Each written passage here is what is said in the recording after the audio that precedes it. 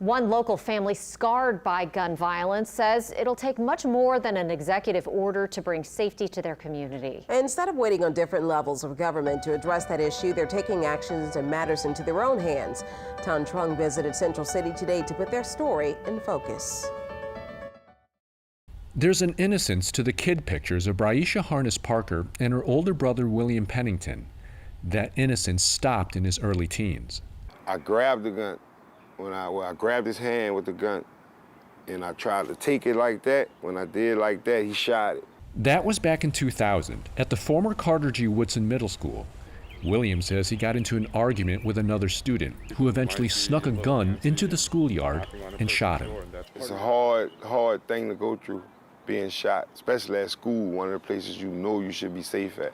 Headlines often focus on deaths from gun violence, but the aftermath for survivors like William may get less attention. As far as my life, I couldn't go back to school, couldn't get my GED. That made it hard for me to get the jobs and the opportunities that I wanted.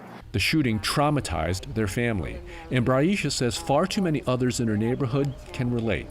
From her view, there's a desperate need to help people wounded in shootings.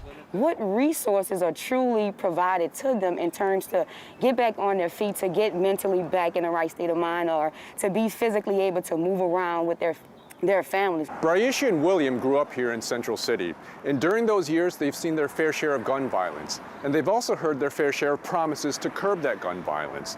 Today's executive order doesn't mean much to them.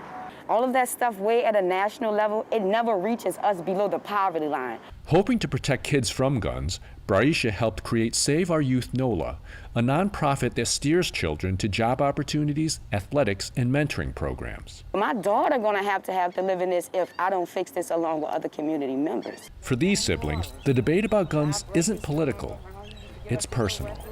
Tan Trung, Eyewitness News. Well, Save Our Youth NOLA's outreach programs have been mobile. The founders say they're hoping to raise enough money to establish a physical headquarters.